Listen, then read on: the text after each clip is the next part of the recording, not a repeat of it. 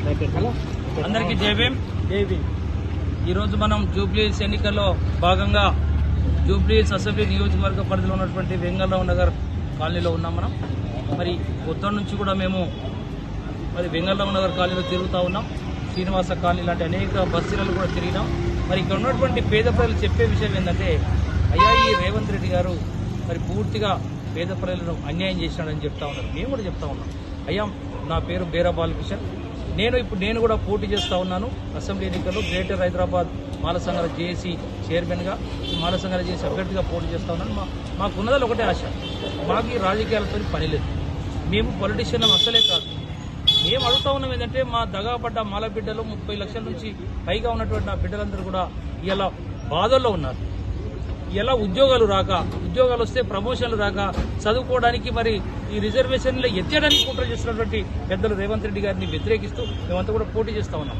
ఒకటే నిర్ణయం అడుగుతా ఉన్నాం, జూబ్లీహిల్స్ నియోజకవర్గ ప్రజలారా, మీరు చెప్పే ఈ తీర్పు ఈ 24 నెలల కాలంలో రేవంత్ రెడ్డి గారు పెద్దలు మన పేదలకు ఎట్లా గొంతుకు వస్తా ఉన్నాడో, మన ఎస్సీలలో 59 కులాలను చీల్చి చెండాడి ఎస్సీ వర్గీకరణ చట్టాన్ని తీర్పు పూర్తిగా మేము చెప్తా ఉన్నాం. బోరబండలో తిరిగినాం, పేద ప్రజలు ఉండే బస్తీలో, అదేవిధంగా రహమతంలో తిరిగినాం, యూసుఫ్గూడలో తిరిగినాం, అదేవిధంగా ఎర్రగడ్డలో తిరిగినాం, మళ్ళీ అదేవిధంగా షేక్పేటలో తిరిగినాం.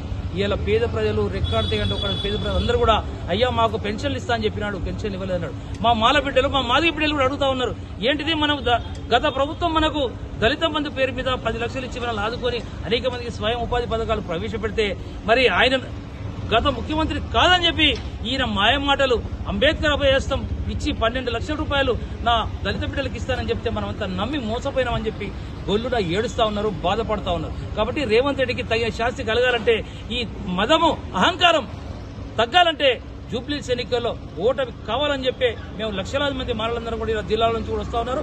ప్రతిరోజు జూబ్లీహిల్స్ నియోజకవర్గంలో ప్రతి గల్లీలో తిరుగుతా ఉన్నాం. ఈ కాంగ్రెస్ పార్టీ ఎట్టి పరిస్థితుల్లో ఈ ఒక్క సీటు ఓడగొడితేనే మరి రేవంత్ రెడ్డి గారు పైన కళ్ళు చూస్తున్నాడు. పైన కాదు ఆయన కింద చూడు. నీకు అనుభవం లేకపోవచ్చు, అవగాహన లేకపోవచ్చు, కొంత నీకు జాగ్పాటుగా వచ్చినావు కాబట్టి కొంత ఇవన్నీ తెలియకపోవచ్చు. అనాదిగా మాలలు మేమంతా కూడా మాలలు కాంగ్రెస్ పార్టీలో ఉంటుంది. రేవంత్ రెడ్డి గారు పుణ్యం అని చెప్పి వీళ్ళంతా కూడా కాంగ్రెస్ పార్టీని ఓడి చక్రంలో పెట్టాం. కాబట్టి రాహుల్ గాంధీ గారు మీరైనా చూడండి, అయ్యా ఖర్గే గారు మీరైనా చూడండి, అమ్మ సోనియమ్మ మీరు కూడా చూడండి. ఈ రేవంత్ రెడ్డి గారికి ఇంకా ఏడాది ఉండడానికో ఒక 20 ఏళ్ల దాకా మళ్ళీ కాంగ్రెస్ పార్టీ అధికారులకు రాదు.